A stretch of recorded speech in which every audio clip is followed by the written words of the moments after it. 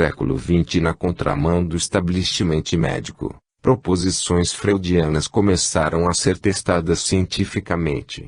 Um dos exemplos mais impactantes foi a demonstração de que a supressão consciente de memórias indesejadas, pioneiramente descrita por Freud, é um fato cerebral quantificável.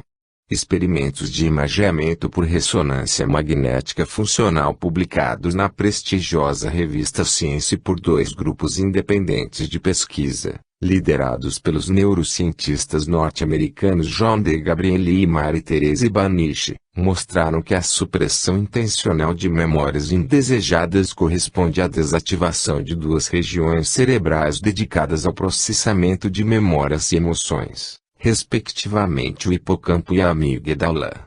Curiosamente, essa desativação é proporcional à ativação de áreas do córtex pré-frontal envolvidas com a intencionalidade.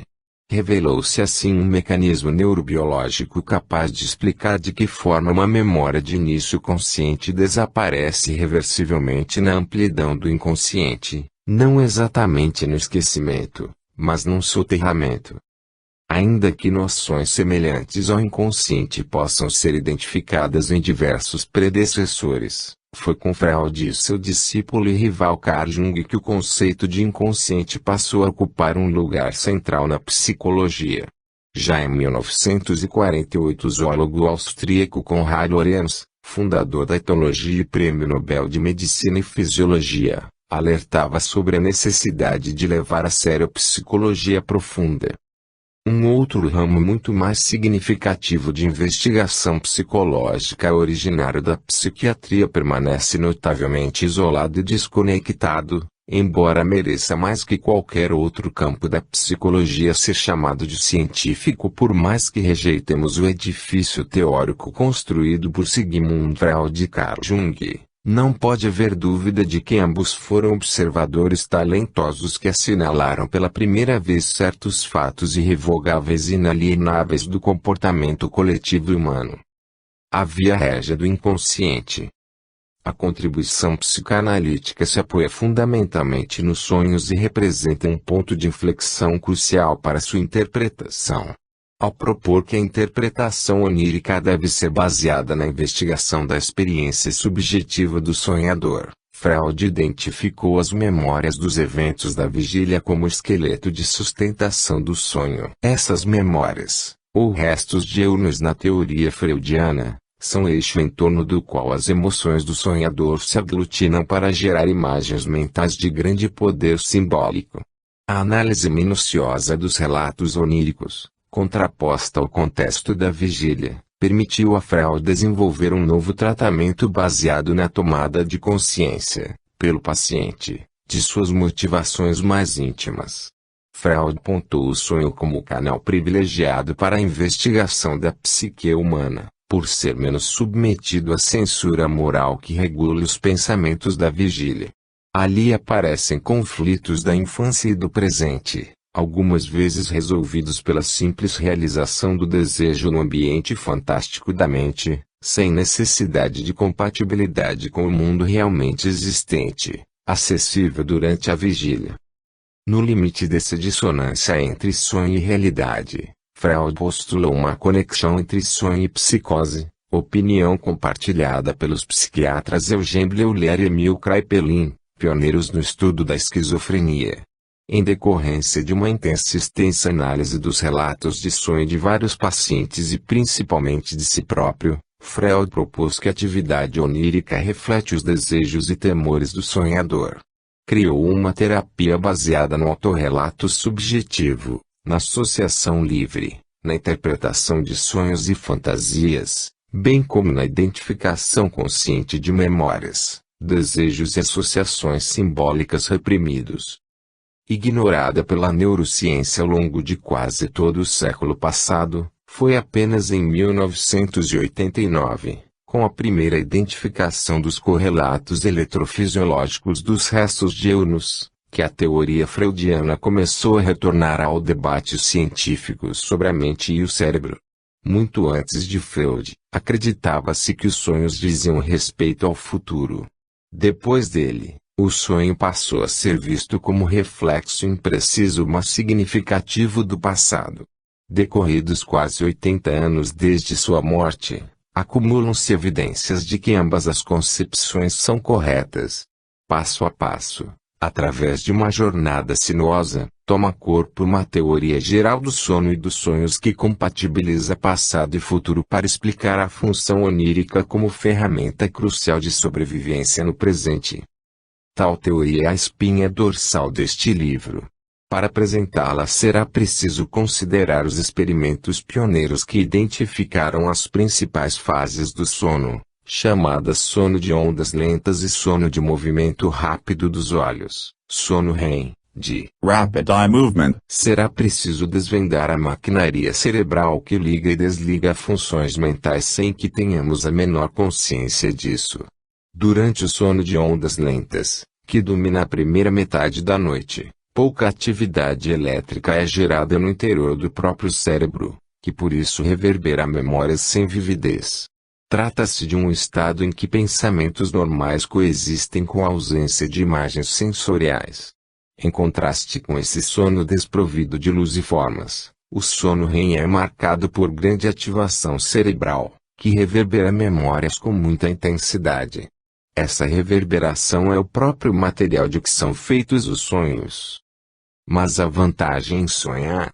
Será a extravagância dos sonhos apenas um acidente evolutivo, ou, ao contrário, existem razões profundas para isso? Freud apontou para a existência, na narrativa onírica, de sentidos ocultos ligados à experiência subjetiva do sonhador. Na contramão, o biólogo inglês Francis Crick, Prêmio Nobel co-descobridor da dupla hélice do DNA, propôs em 1983 com o matemático escocês Graham Mathieson que os sonhos são bizarros, hiperassociativos e aparentemente desprovidos de sentido porque derivam da ativação aleatória de neurônios no córtex cerebral. O fóssil que separou por um século os mecanismos neurais do sono de um relato abrangente da subjetividade onírica fomentou esse modelo explicativo anti-freudiano, dissociado de observações fundamentais disponíveis para qualquer sonhador capaz de um mínimo de introspecção. Para Crick, os sonhos são apenas fragmentos de memória montados ao acaso. Sonhar resultaria no simples apagamento de memórias irrelevantes, liberando espaço de codificação para armazenar novas memórias. Em outras palavras, os sonhos serviriam não para lembrar, mas para esquecer, pois a ativação aleatória do córtex promoveria a erosão implacável das memórias recém-adquiridas, gerando um aprendizado reverso, ou desaprendizado, essencial para que o sistema não sature sua capacidade de formar memórias. Um corolário da teoria é que o conteúdo do sonho seria intrinsecamente sem sentido, absolvendo os sonhadores de qualquer nexo com seus próprios sonhos. Essa conclusão nega a importância dos sonhos para a compreensão da consciência humana. Embora engenhoso, o conceito de Crick não resiste ao fato de que é possível ter sonhos recorrentes ao longo de várias noites. Pesadelos repetitivos são um dos sintomas mais comuns em pessoas que desenvolvem traumas depois de vivenciarem situações aversivas. Dado o número colossal de neurônios e de conexões sinápticas no córtex cerebral, é impossível explicar a ocorrência de sonhos repetitivos, e portanto de padrões de ativação neural quase idênticos, por meio da ativação cortical aleatória. Em outras palavras, seria impossível ter sonhos repetitivos se a sua gênese fosse completamente fortuita. O esquecimento é um aspecto importante do sono, mas não passa nem perto de explicar o fenômeno onírico em sua totalidade. Cicatrizes valiosas. É curioso que a palavra em alemão para sonho, Traum, se pareça tanto com trauma, que, em grego, com etimologia bem distinta, quer dizer ferida. Memórias são cicatrizes, e sua ativação durante o sono possui causa e significado. Para iluminarmos a fundo as funções e razões dos sonhos será preciso trilhar o longo caminho que vai da biologia molecular, da neurofisiologia e da medicina até a psicologia, a antropologia e a literatura, sem perder de vista que a evolução da espécie, em sua fase mais recente, é toda a nossa história. Uma teoria satisfatória do sono e dos sonhos deve primeiro considerar todos os fenômenos relevantes, e não apenas parte deles. Em segundo lugar, deve distinguir as várias funções dos diferentes estados de sono e sonho. Em terceiro, deve produzir uma narrativa plausível de como tais estados favoreceram a aptidão para procriar genes e cultura através do tempo, evoluindo para um conjunto de funções cumulativas e superpostas em camadas que só podem ser compreendidas na ordem cronológica apropriada. A articulação de todas essas ferramentas conceituais permite decifrar sonhos com nitidez. O porto de chegada, ao fim do percurso, deixará entrever um novo estado de consciência humana, o sonho lúcido em que o sonhador é não apenas um personagem principal ou secundário, ator semi-voluntário do filme interno de todas as noites, mas também o roteirista, produtor e diretor de um blockbuster espetacular mas absolutamente privado. Entretanto, antes de abordar sonhos tão especiais é preciso resgatar o sonho ao alcance de todos, aquele que temos todas as noites mas ao qual prestamos pouca atenção, o sonho que nossos antepassados cultivaram como oráculo e que hoje é solenemente ignorado pela maioria das pessoas. Jung considerava que a função prospectiva do sonho é a antecipação inconsciente de conquistas conscientes futuras, algo como um exercício preliminar ou esboço, ou um plano antecipado. A ocorrência de sonhos prospectivos não pode ser negada. Seria errado chamá-los de proféticos, porque no fundo eles não são mais proféticos do que um diagnóstico médico ou uma previsão do tempo. São meramente uma combinação antecipada de probabilidades que podem coincidir com o comportamento real das coisas, mas não precisam necessariamente concordar em todos os detalhes. Trata-se portanto de compreender profundamente, em termos de seus mecanismos fundamentais, de que forma o sonho prepara o sonhador para o dia seguinte. Como isso acontece é o assunto deste livro, uma breve história da mente humana pelo fio condutor do sonho. Para fazer o percurso será preciso considerar narrativas do mundo todo, mesmo sabendo que é impossível representar as narrativas de todo o mundo. Incompletude, deslocamentos, condensações, multiplicidade de personagens, retornos inesperados, detalhes sem aparente explicação ou mesmo a falta de detalhes relevantes serão nossos companheiros de jornada. Para tecer a trama de histórias e conjecturas sem perder-se no caminho, será necessário combinar a provisória suspensão da descrença com o compromisso de duvidar no fim. Sobretudo, é crucial não tentar entender antes da hora, mas sim deixar-se levar pela correnteza até poder ver em perspectiva o conjunto da evidência levantada, necessariamente incompleta mas ainda assim elucidadora. Uma última precaução antes de partirmos, o reiterado, entusiasmado, necessário convite à introspecção. Espero que este livro encoraje os leitores a ficar alguns minutos a mais na cama ao despertar, a fim de lembrar e registrar suas viagens ao interior profundo da mente. O mergulho nas múltiplas dimensões do sonho, arte quase completamente esquecida no mundo contemporâneo, pode e deve reativar o hábito ancestral de sonhar e narrar. 2. O sonho ancestral. Em contraste com a ampla maioria dos outros animais, temos enorme capacidade de simular futuros possíveis com base nas memórias do passado. Podemos realizar atividades motoras bastante complexas e precisas enquanto a mente devaneia sem limites nem amarras em imagens e situações de todo tipo, em qualquer escala de tempo e espaço, exatamente como nos sonhos, mas com muito menos intensidade. Terá nossa capacidade de sonhar acordado se originado da intrusão do sonho na vigília? Dar resposta a essa pergunta requer indagar como eram os sonhos de nossos ancestrais durante a Idade da Pedra. Requer também compreender de que forma esses sonhos se transformaram à medida que as civilizações se desenvolveram e de que forma sua relação com a vigília foi sendo modificada. Requer, enfim, reconstituir como fizemos a transição entre a consciência estrita do tempo presente e a consciência ampla do passado e do futuro. Sonhar há de ter sido profundamente perturbador na maior parte do 1,168 bilhão de noites que nos separam de nossas tataravós mais antigas, como a pequena Lucy, fóssil de uma Australopithecus afarensis que viveu há 3,2 milhões de anos no que hoje é a Etiópia. Quão misteriosa e mágica não terá sido a noite na Idade da Pedra! Longuíssima noite estrelada de êxtases oníricos através de glaciações e degelos, imemorial renascimento matinal da pergunta: será isso real? Uma especulação racional sobre os sonhos de nossos ancestrais precisa pressupor uma boa dose de continuidade entre a mente deles e a nossa.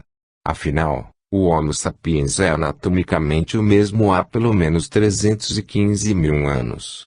Além disso, há indícios de sobreposição cultural com as principais subespécies humanas com as quais se hibridizou geneticamente, Homo neanderthalensis na Europa e na Ásia Ocidental, e Homo sapiens denisovo na Sibéria. Assumamos portanto que nossos antepassados hominídeos mais remotos, assim como nós, sonhavam quando dormiam. Sonhos de pedra e osso. Tente imaginar como eram os sonhos pré-históricos. A julgar pela obsessão de nossos antepassados com pedras, é provável que tenham sonhado exaustivamente com a produção de lascas cortantes, sonhos motores e repetitivos sobre uma atividade tipicamente realizada nos próprios locais de acampamento, perto das entradas das cavernas. Objetos de pedra e osso progressivamente mais refinados atestam o aparecimento de uma catraca cultural, conceito proposto pelo psicólogo norte-americano Michael Tomasello para descrever o avanço quase contínuo de novas tecnologias e conceitos, sem grandes retrocessos a partir de certo momento na evolução da espécie humana. Fazendo analogia entre corpo e computador, podemos dizer que nos últimos 300 mil anos o hardware biológico da humanidade mudou muito pouco, mas o software cultural evoluiu aceleradamente. É como se o acúmulo de ideias adaptativas fosse uma catraca, uma engrenagem que só gira para um lado. O que nos tirou das cavernas foi a cultura. Em momentos e locais específicos, inovações muitas vezes apareceram, foram abandonadas e redescobertas, mas a partir de certo momento a rápida disseminação das ideias adaptativas fez com que a produção de ferramentas se expandisse para novas técnicas, materiais e usos. O sonho pré-histórico foi sobretudo feito de pedra, mas o panorama não estaria completo se não fôssemos até as profundezas mais recônditas das cavernas em busca da incrível arte mural do Paleolítico Superior, aproximadamente entre os 50.000 e 10.000 anos atrás. Não havendo registro seguro de sonho antes do advento da escrita, é legítimo especular que os ícones rupestres criados por nossos antepassados representam seres tão presentes na vida deles que de certo ocorriam também em sua vida onírica. Tal qual as paredes das cavernas, a mente das pessoas devia ser povoada pela enorme variedade da fauna que constituía seu mundo: bisão, auroque, mamute, cavalo, leão, urso, cervo, rinoceronte, ibex e diversos tipos de pássaro. Não por acaso, há registros de feras totêmicas do Canadá à Tanzânia, da Nova Guiné à Índia, dos Pirineus à Mongólia, em culturas tão distintas quanto Ojibwa, Masai, Biror, Celta ou Duca. Algumas das mais antigas representações de nossa espécie são zoomórficas, isto é, misturas do ser humano com outros animais, frequentemente com chifres de cervo ou cabeça de bisão, como nas famosas figuras encontradas na caverna Les Trois Frères nos Pirineus franceses, datadas de 14.000 anos atrás. Tais imagens foram interpretadas por estudiosos como possível evidência de xamanismo no Paleolítico Superior, com o uso de máscaras, peles e galhadas, ou então de crença na transformação em outros animais, comum até hoje em diversas culturas de caçadores-coletores, ou ainda como indício do culto ao Senhor das Feras ou Deus de Chifres, uma entidade arcaica protetora da boa caça, possivelmente entre as mais antigas divindades da espécie humana, precursora de vários mitos semelhantes que persistem em populações caçadoras em torno do Ártico. Não é de espantar tamanha proximidade com os animais selvagens. Há 17.000 anos, quando as cavernas de Lascaux na França e Altamira na Espanha eram finamente decoradas com pinturas rupestres que as fariam famosas, os desafios da vida humana ainda se pareciam muito com os enfrentados por qualquer outra espécie animal, resumindo-se a 3 imperativos fundamentais: comer, não ser comido e procriar. Os animais eram essenciais para obter nutrição, ossos, dentes e peles, mas também representavam o perigo constante da morte. Através dos milênios, além dos sonhos de pedra, devem ter prevalecido os sonhos da presa e do predador, feitos de fome, perseguição, fúria, pânico e sangue. Múltiplos sítios arqueológicos distribuídos entre a Europa Ocidental e a Ásia Oriental revelam a surpreendente continuidade simbólica e cultural entre distintas populações paleolíticas da Eurásia. A descoberta no interior de cavernas de nichos repletos de ossadas de ursos, em agrupamentos aparentemente intencionais de ossos longos e crânios, foi interpretada por alguns estudiosos como oferendas de cérebro e tutano ricos em nutrientes, levando à sugestão de que o Senhor das Feras teria recebido sacrifícios de animais selvagens por milhares de anos. Depósitos rituais de ossadas de rena também foram encontrados na Sibéria e na Alemanha, enquanto ossadas de mamute foram utilizadas tanto para construir moradias como para fins rituais no Ucrânia e Rússia Central. Ossadas de urso pintadas de ocre, encontradas na Bélgica e datadas de 26.000 anos atrás, reforçam a noção de uma proto-religiosidade animal, para além do simples valor utilitário das carcaças. A inumação de ossos e galhadas de animais para que possam reencarnar é um antigo ritual de caça, que persiste em povos árticos e ecoa em culturas tão distantes quanto a nórdica, os bodes de Thor, devorados à noite para reencarnar de manhã, e a semita, o Vale dos Ossos em Ezequiel 37, na Bíblia.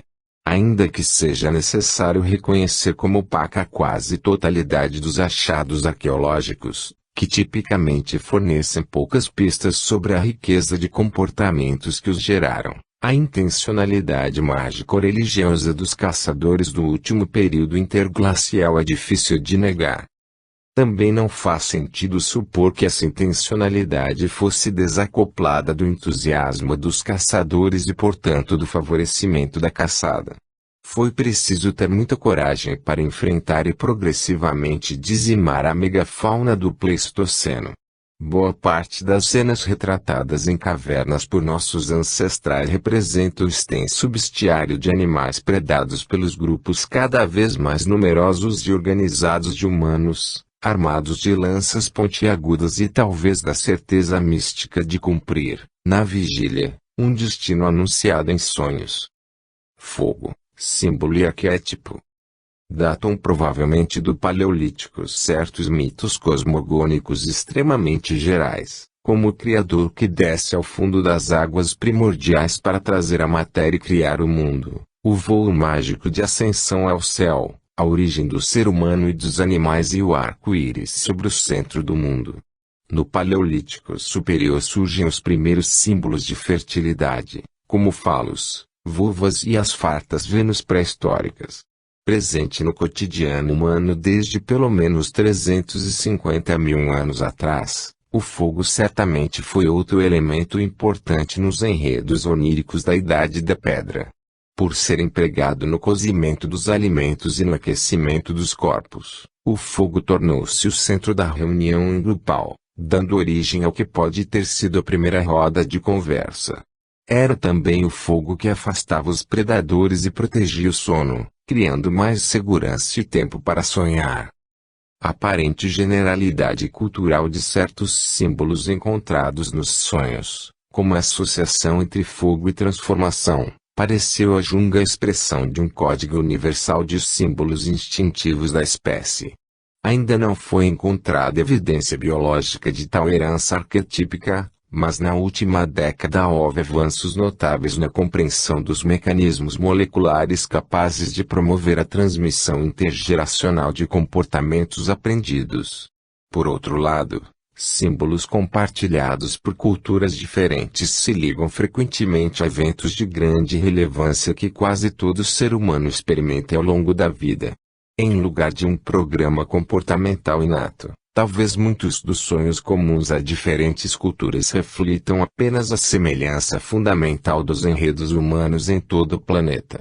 A mãe, o pai, o sábio ancião, a criação e o dilúvio são enredos e personagens onipresentes em nossa história. É o modo de viver que pauta o sonho, e os marcos mais importantes são os mesmos em toda parte: nascimento, puberdade, sexualidade, procriação, conflito, doença e morte. Essa verdade profunda da vida nada tem de especialmente humana. Sua validade se aplica não apenas a todos os primatas, mas a qualquer animal. Exclusivamente humanos foram os relatos verbais dos sonhos, bem como as narrativas dos eventos da vigília, cada vez mais complexas e interessantes, à medida que aumentavam em nossa espécie a diversidade de palavras, a complexidade do discurso e a capacidade de memorizar, relembrar e recontar. É quase certo que os sonhos tiveram um lugar de destaque na crescente capacidade de narrar a existência humana, por representarem uma fonte, renovada cada noite, de imagens, ideias, anseios e temores. Se o sonho reflete o que está acontecendo na vida do sonhador, os homens e mulheres das cavernas deviam sonhar com sua rotina de coleta de frutas e raízes, fabricação de armas e utensílios, planejamento e execução de caçadas, alianças e conflitos com outros humanos dentro e fora do clã, acasalamento, cuidado parental e morte. O sonho foi o cinema de nossos ancestrais, bem mais fascinante porque potencialmente real. Nos primórdios da consciência humana, e inúmeros momentos imprecisos dos últimos milhões de anos, o homem pré-histórico decerto despertou admirado com o mundo de simulacros ilimitado do sonho. Quantos de nossos ancestrais não terão se enfurecido ao descobrir que o perigoso mamute, gloriosamente caçado na aventura onírica, se esfumava na aurora, dissolvido à luz do dia? Quantos de nossos antepassados pré-históricos não terão feito paz, amor e guerra impelidos por vivências que provavelmente lhes pareciam tão reais quanto as experiências da vigília? A descoberta de que o sonho ilude deve ter sido feita inúmeras vezes no início da civilização, mas tudo indica que desde cedo essa descoberta veio acoplada à certeza de que o sonho, se não é real, pode influenciar o curso da realidade. De um jeito ou de outro, o alvoroço causado pelos sonhos deve ter sido cotidiano. As decisões importantes da vida desperta passaram a depender, ao menos em parte, dos bons ou maus auspícios revelados nas imagens noturnas. Sonhadores cujos sonhos muitas vezes correspondiam a fatos posteriores devem ter começado a ser valorizados pelo grupo. Como é comum em tantas culturas, talvez nossos ancestrais das cavernas já distinguissem os sonhos corriqueiros dos sonhos grandes, de teor aconselhador ou premonitório, que podem influenciar de modo decisivo o curso da vida do sonhador e de seu povo. A navegação bem-sucedida desse novo universo acabou por se tornar uma especialização social. Era o embrião do xamanismo, tataravô da religião, da medicina e da filosofia. Em algum momento do Paleolítico Superior surgiu pela primeira vez a noção de um duplo, como a alma ou espírito, provavelmente por intermédio dos sonhos e êxtases místicos dos xamãs. Nas palavras do filósofo alemão Friedrich Nietzsche, 1844 a 1900, nas épocas de cultura tosca e primordial o homem acreditava conhecer no sonho um segundo mundo real, eis a origem de toda metafísica. Sem o sonho, não teríamos achado motivo para uma divisão do mundo. Também a decomposição em corpo e alma se relaciona à antiquíssima concepção do sonho, e igualmente a suposição de um simulacro corporal da alma, portanto a origem de toda a crença nos espíritos e também, provavelmente, da crença nos deuses. Para o fundador da sociologia, o francês Émile Durkheim, 1858 a 1917, estudioso da religiosidade de aborígenes australianos, a ideia de alma foi sugerida a nossos ancestrais pelo sonho. Se, durante o sono, se vê conversando com um de seus companheiros que lhe sabe estar distante, conclui que também este último é composto de dois seres, um que dorme a uma certa distância, e outro que veio manifestar-se por meio do sonho. Dessas experiências repetidas desprende-se pouco a pouco a ideia de que existe em cada um de nós um duplo, um outro, que, em determinadas condições, tem o poder de deixar o organismo onde reside e sair a peregrinar ao longe. Em torno das fogueiras e no interior das cavernas, os xamãs inflamaram a si mesmos, descobriram caminhos, foram mais leves do que o ar, viram no escuro, decifraram sonhos e curaram enfermidades. Dentre todos os relatos oníricos interpretados por eles, os mais perturbadores hão de ter sido sonhos com os parentes mortos. Como não experimentar alvoroço após o reencontro com entes amados já desaparecidos? Saudade dos ancestrais. Embora a preservação de crânios e mandíbulas de Homo erectus seja documentada em Chukutien na China há pelo menos 300.000 anos, não há consenso sobre a existência de sepulturas intencionais de Homo sapiens antes de 100.000 anos atrás. Em Sungir, 200 quilômetros a leste de Moscou, um sítio arqueológico atribuído a caçadores de mamutes contém as sepulturas extremamente sofisticadas de um homem maduro e dois adolescentes. Os corpos foram enterrados com lanças, roupas de couro, botas, chapéus e colares de dentes de raposa, além de diversos objetos feitos de marfim de mamute, incluindo braceletes, estátuas e milhares de pequenas contas. As tumbas, conspicuamente cobertas de ocre vermelho, foram datadas por diferentes métodos em torno de 30.000 anos atrás. A pintura de ossos com abrasivo óxido de ferro que simboliza sangue e vida difundiu-se pelo planeta desde então, sugerindo a crença na vida após a morte. Alimentos e objetos passaram a ser depositados dentro dos túmulos, como crânios com olhos postiços sobre ossos e galhadas de animais, conchas, adornos e até mesmo bastões de comando, provavelmente usados como símbolo de autoridade social ou mágica. Sepultamentos começaram a ser orientados para o nascente do sol, talvez indicando uma expectativa de renascimento. A prática persiste entre caçadores e coletores. No Amapá, extremo norte do Brasil, urnas funerárias da cultura aristé foram encontradas no interior de um círculo de menires orientados segundo a trajetória do sol no solstício de dezembro, uma incrível Stonehenge amazônica. Enterros rituais marcam o rompimento definitivo da cultura humana com o funcionamento mental de outros animais. O mesmo vale para as pinturas rupestres, que nenhum outro animal faz. É possível que a primeira espécie a produzir pinturas rupestres tenha sido o Homo neanderthalensis, nosso primo desaparecido há menos 37.000 anos. As mais antigas pinturas rupestres encontradas até hoje, em cavernas na Espanha, datam de pelo menos 64,8 mil anos atrás, uns 20.000 anos antes da chegada do Homo sapiens ao lado europeu do Mediterrâneo, em migrações originadas na África. Também é importante considerar que as impressionantes pinturas murais do Paleolítico Superior são tipicamente encontradas nas profundezas das cavernas, longe das entradas habitadas. A localização desafiadora, em lugares de difícil acesso, indica o uso ocasional e bastante intencional desses espaços, o que sugere uma importante função ritual da arte pré-histórica realizada no ventre da Terra. Em conjunto, tais elementos da cultura humana se mantiveram bastante semelhantes entre 30.000 e 9.000 anos atrás, provavelmente configurando uma religião das cavernas em que a crença na vida após a morte se confundia com a crença no sonho como portal entre vivos e mortos. Em diferentes culturas, Xamãs se especializaram em técnicas para atravessar esse portal e viajar no tempo e no espaço, vendo o que a maior parte das pessoas não consegue ver. Esse caminho de sabedoria normalmente requer uma iniciação onírica que simbolize morte e renascimento.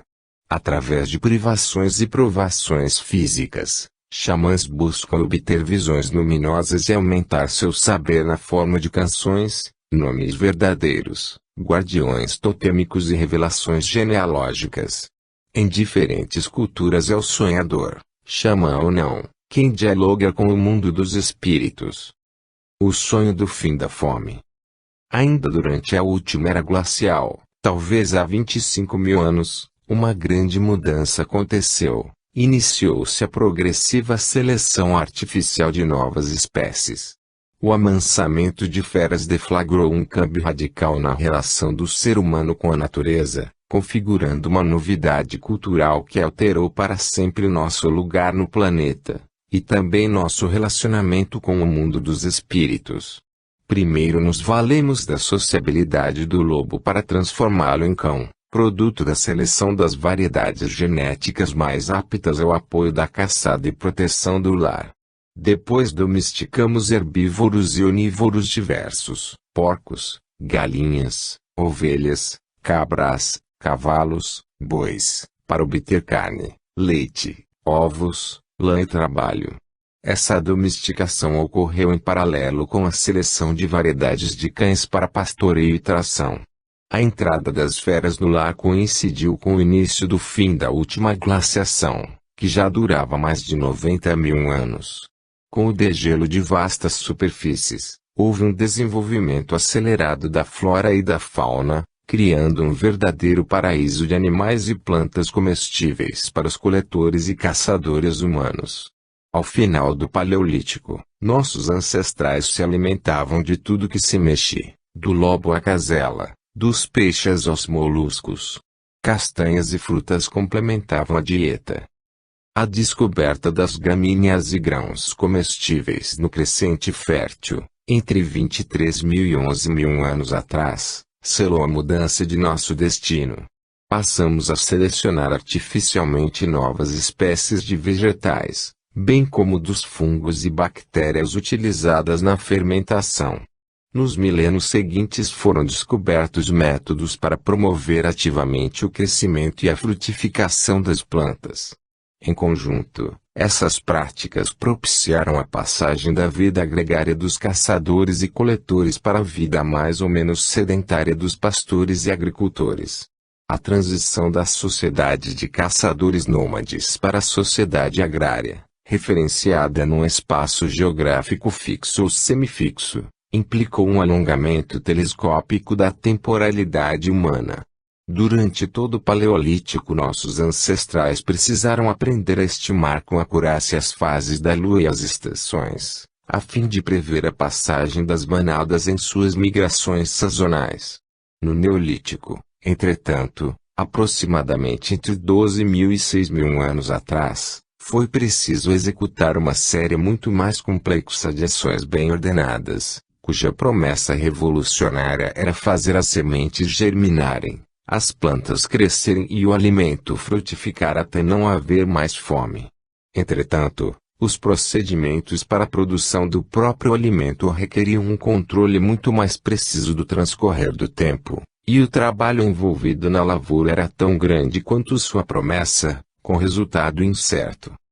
Plantar e colher com eficácia, sem perder todo o esforço de meses por causa de problemas inesperados, exigiram um grande refinamento da capacidade de prever mudanças ambientais e de acumular conhecimentos entre gerações, acelerando a catraca cultural.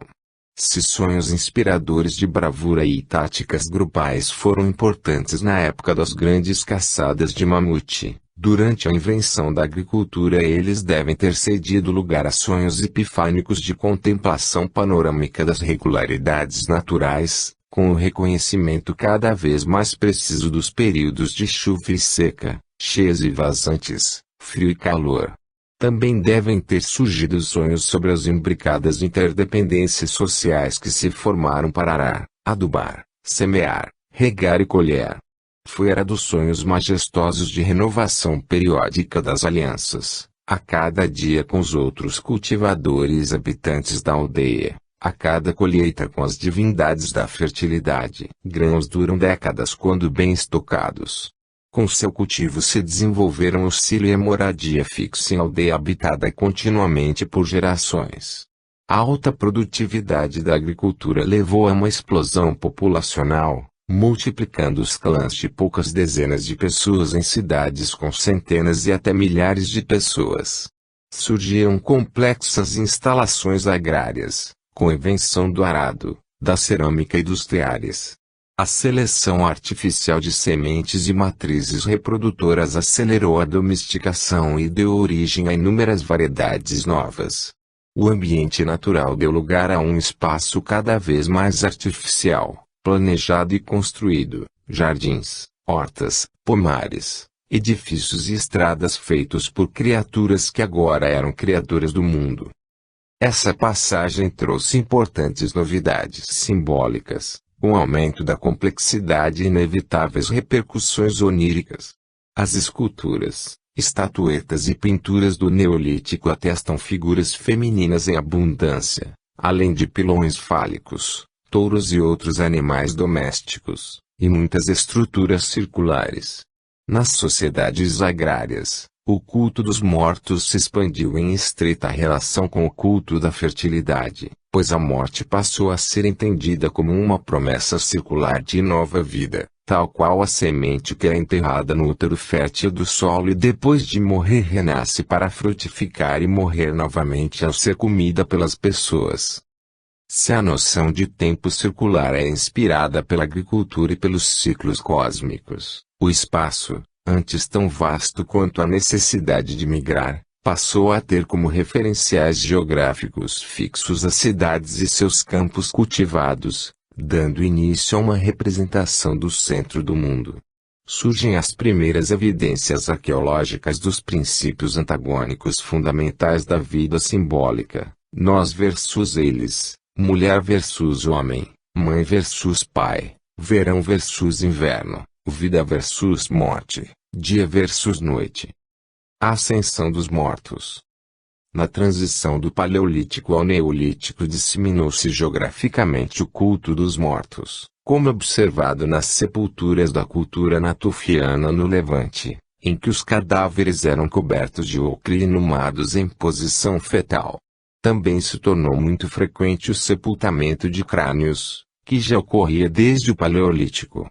Os primeiros templos datam do início do Neolítico, como as fascinantes construções de pedra de Göbekli Tepe na Turquia, principal indicação de que a religião pode ter precedido a agricultura. Esse sítio arqueológico no vasto planalto da Anatólia, datado de 11.000 anos atrás, contém impressionantes megálitos de 6 metros de altura e 20 toneladas, gravados com ícones de aranhas, escorpiões, serpentes e leões. Com a ressalva de que apenas uma pequena parte do sítio arqueológico se encontra escavada, a ausência de sinais de habitação e a predominância de ícones de predadores sugerem que Göbekli Tepe tinha uma função religiosa não ligada à vida cotidiana. Na formulação célebre do arqueólogo alemão Klaus Schmid, primeiro veio o templo, depois a cidade. Nos sítios arqueológicos de Asilar e Cataluyuk, também na Anatólia, enterros de 9.000 anos atrás continham joias, armas, utensílios domésticos, tecidos, além de estatuetas de argila e pedra. Nas paredes pintadas, representações de mulher, cabeça de touro, seios, chifres e seres demoníacos, meio homem, meio bicho.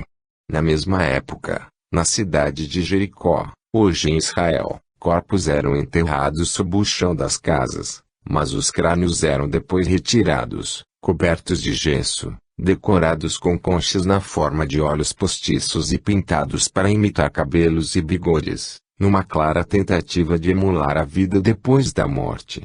Em diversas outras escavações na Palestina, datadas de aproximadamente 4,5 mil anos atrás, estatuetas femininas foram encontradas com ossos humanos, o que sugere a mistura do culto dos mortos com o da fertilidade. Nessa época, se disseminaram os sacrifícios de animais domésticos, bem como os símbolos fundamentais do sol, da serpente e das curvas ondulantes da água. O excedente alimentar propiciado pela agricultura permitiu um aprofundamento das especializações sociais, com membros do grupo cada vez mais dedicados a funções específicas: lavrar, pastorear, caçar, pescar, cozinhar, cuidar dos bebês, ensinar as crianças, contabilizar, guerrear, rezar ou governar. Essa divisão de tarefas se apoiou em duas novas técnicas intrinsecamente transformadoras, com impacto em todas as esferas do viver: a olaria e a metalurgia. Em diferentes culturas surge uma nova e misteriosa divindade, um senhor do fogo, patrono dos mineiros e ferreiros, mas também dos mágicos. Desde essa época até nossos dias, a fabricação de objetos de metal esteve no centro das atividades econômicas, militares e tecnológicas. Num sonho bíblico de Nabucodonosor II, imperador da Babilônia, 605 a 562 a.C., ouro, prata, bronze e ferro aparece como nomenclatura das diferentes eras históricas. Essa classificação metálica da história se propagou ainda na antiguidade até a Índia e a Europa, e sobrevive com variações até nossos dias. O novo modo de viver trouxe novos elementos simbólicos. As minas subterrâneas, além de fonte de minerais moldáveis, eram também uma representação do mundo dos mortos. Templos e tumbas monumentais se espalharam por toda parte, inicialmente colinas e depois, num entusiasmo cada vez maior, verdadeiras montanhas artificiais cujo propósito era eminentemente funerário, tanto no Egito quanto no México ou no Peru. Pirâmides e necrópolis. No Egito, os cuidados com os mortos se iniciaram e generalizaram na construção de mastabas, casas da eternidade que precederam as pirâmides e eram construídas para pessoas que não pertenciam à família real.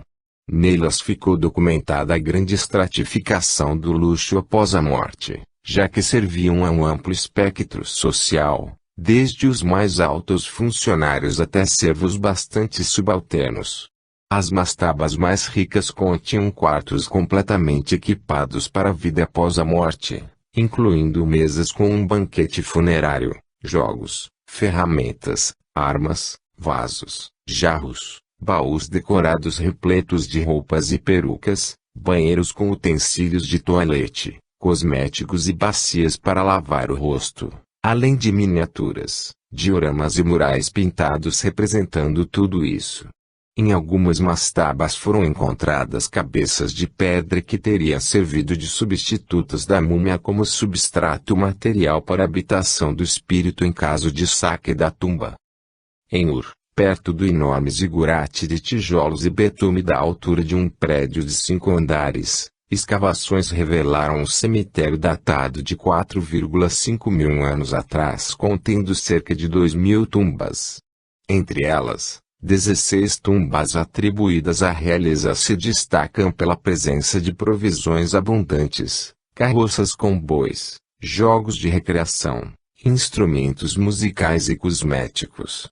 O tesouro inclui esculturas e anéis de ouro, prata, lápis lazuli, conchas e betume, decorados com touros, leões, gazelas e bodes realizando atos tipicamente humanos, além de seres híbridos metade feras, metade humanos, tais como os assustadores homens escorpião. Um grande poço preservou evidências de sacrifícios humanos em larga escala, com restos de 73 pessoas, incluindo homens armados e mulheres com adornos riquíssimos. O sepultamento coletivo sugere a necessidade de que um séquito de soldados e servos, supostamente necessários na vida após a morte, acompanhasse mortos de elevada importância social. Durante o Neolítico e a Idade do Bronze, o culto aos mortos vicejou pelo mundo, à medida que aumentavam os contatos culturais entre grupos geograficamente distantes. Ao sul do Egito, pirâmides funerárias se espalharam Nilo acima até Núbia, Hoje Sudão. Ao norte, na ilha de Malta, cerca de 7.000 esqueletos foram depositados em um complexo subterrâneo de câmaras interligadas, cavadas na rocha há 6.000 anos. Trata-se do hipogeu de Al-Safuleni, uma necrópole construída por uma cultura neolítica mediterrânea caracterizada por enormes megalitos tumulares, presentes em Creta e Troia e semelhantes aos dolmens e menires da Europa setentrional. Eram moradas de almas que podiam sair para viajar à noite, vagando a esmo. O fausto de um túmulo datado do século V a.C., encontrado no interior de um monte funerário perto da cidade francesa de Laval, dá testemunho da enorme importância dos mortos ao final da Idade do Bronze Celta. Além de conter uma carruagem de 2 rodas, joias, vestes principescas e os resquícios de um banquete regado a vinho, o enterro inclui objetos de origem mediterrânea, como um caldeirão etrusco e um jarro grego representando o deus Dioniso. Na América não foi diferente. Entre aproximadamente 8.000 e 1,4 mil anos antes de Cristo, espalharam-se montes funerários da foz do rio Amazonas à foz do Rio da Prata. São estruturas de até 30 metros de altura, feitas de conchas, sambaquis, ou terra, cerritos. No sítio arqueológico Jabuticabeira, no estado de Santa Catarina, há um sambaque enorme que chega a 10 metros de altura, 400 de comprimento e 250 metros de largura. Estima-se que nele foram enterrados mais de 43.000 corpos ao longo de um milênio de ocupação contínua. Montes funerários foram predominantes do Canadá ao Tennessee, enquanto na península de Yucatán, no México, pessoas eram sacrificadas e lançadas em cavernas chamadas cenotes. Essas belíssimas e assustadoras redes de cavernas semi-inundadas, criadas pela infiltração de água no calcário enfraquecido pelo impacto do asteroide que extinguiu os dinossauros, representavam Xibalbá, o inframundo governado pelos deuses da morte. O livro Maepopovo relata a viagem que os heróis gêmeos Xbalanque e Unapu fazem ao Xibalbá, onde derrotaram os deuses e de onde retornaram triunfantes para dar origem ao Sol e à Lua. Na versão traduzida não por um europeu mas por um maia, Xbalanque e Unapu são duplos, 2 aspectos do mesmo herói, ou possivelmente o herói em sua alma. Polheiro das almas. A prevalência do conceito de alma transcende barreiras culturais. Na Jamaica dos séculos 17 e 18, a altíssima mortalidade de escravos e brancos era acompanhada de uma grande preocupação com rituais fúnebres. Na África Ocidental e nas regiões da América tocadas pela diáspora negra, sobretudo Brasil, Cuba e Haiti, foi vigorosa a preocupação com as almas dos mortos. A ocorrência de crenças semelhantes é notável no Lucumi cubano, no Vodou haitiano e no Candomblé da Bahia. Na Umbanda brasileira, marcada pelo sincretismo religioso, catalisado desde seus primórdios pela profunda inquietação do cristianismo com o destino das almas. Acredita-se que o sonho seja o portal para a comunicação com entidades divinas e almas de pessoas já falecidas. Relatos de missionários cristãos percorrendo a África Central no século XVII testemunham a crença umbundo na transmigração das almas, que seriam imortais e poderiam inclusive passar às esposas ou filhos dos mortos. Como acreditava-se que a vida é afetada, regulada, favorecida e muitas vezes dificultada pelos mortos, sonhar com pessoas falecidas requeria fazer rituais de veneração, oferendas de comida nos túmulos ou casas dos mortos, templos geralmente distantes das moradias, bem como sacrifícios de animais de criação e de pessoas. Os aniversários dos falecidos eram marcados por cerimônias semelhantes, exequias complexas que duravam vários dias. Os túmulos frequentemente eram encimados por pequenas pirâmides equipadas com janelas para permitir que a alma visse os arredores. A despeito de muitas variações regionais, havia na África Ocidental uma crença generalizada em 2 tipos diferentes de entidades sobrenaturais. O primeiro tipo compreendia as divindades universais ou territoriais, seres poderosos e distantes, ligados a toda uma cultura e não a uma família em particular, residentes em acidentes geográficos de destaque, como montanhas, rios e lagos. O segundo tipo de entidade correspondia às almas de parentes de uma família específica, residentes em seus túmulos e por vezes em objetos, como altares, relicários e amuletos. Já no final do século XIX, a etnógrafa inglesa Mary Kingsley, 1862 a 1900, reportou que entre os Fangs da África Central acreditava-se que cada pessoa tivesse 4 almas diferentes, a que existirá depois da morte, a sombra do corpo, a que habita um animal selvagem e a que se aventura fora do corpo todas as noites, viajando pelos sonhos e encontrando outros espíritos. O retorno ao despertar era considerado fundamental para a saúde da pessoa, e grande mal poderia advir do uso de objetos mágicos equipados com anzóis, capazes de fisgar almas inadvertidas quando estas viajavam fora de seus corpos. Tais situações demandavam auxílio de feiticeiros para libertar a alma dos sonhos capturado e insuflá-la novamente no enfermo. Entre os Fangs, o culto das estátuas de madeira Bieri era tradicionalmente dedicado aos ancestrais que elas representavam. Para que pudessem proteger os vivos, as estátuas eram depositadas em relicários contendo crânios e dedos de ancestrais, vasilhas com ervas medicinais e oferendas de sangue e carne. Orações e sacrifícios de animais permitiam a cada família consultar seus antepassados sobre os assuntos mais relevantes para a comunidade, como caçadas, guerras e deslocamentos. Via de regra, as respostas dos ancestrais chegavam por meio de sonhos e visões induzidos por plantas psicodélicas. O culto Bieri entrou em decadência no século XX e deu lugar a outro culto dos ancestrais, o Bwezi. Essa religião mescla crenças africanas do sul do Gabão com o cristianismo, numa mistura sincrética que inclui o recebimento de mensagens espirituais após o consumo da potente raiz psicodélica iboga.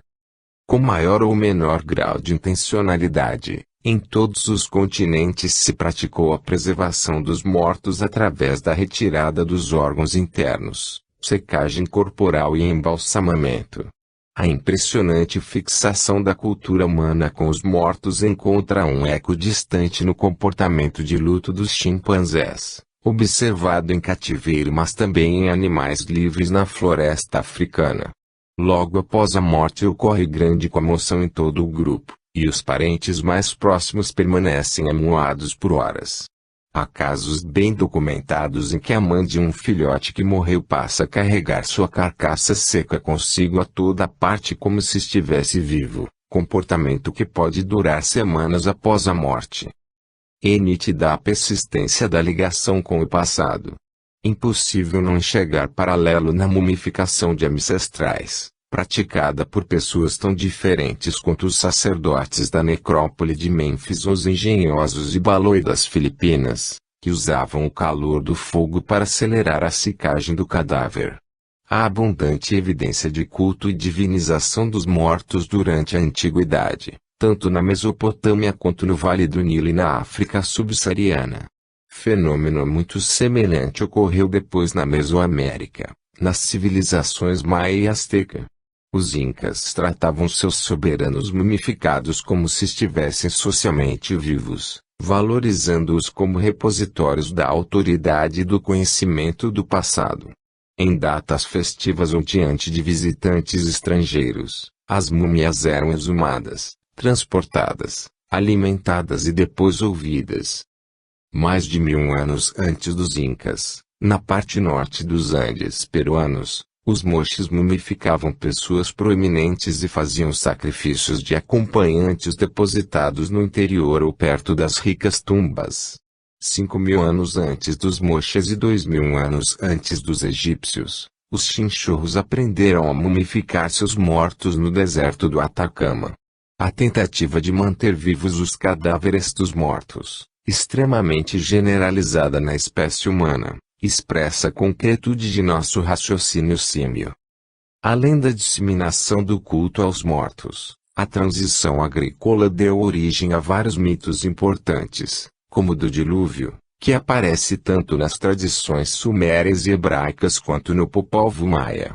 Se chuva torrencial e relâmpagos podiam assustar os homens das cavernas e inspirar o culto do deus do trovão,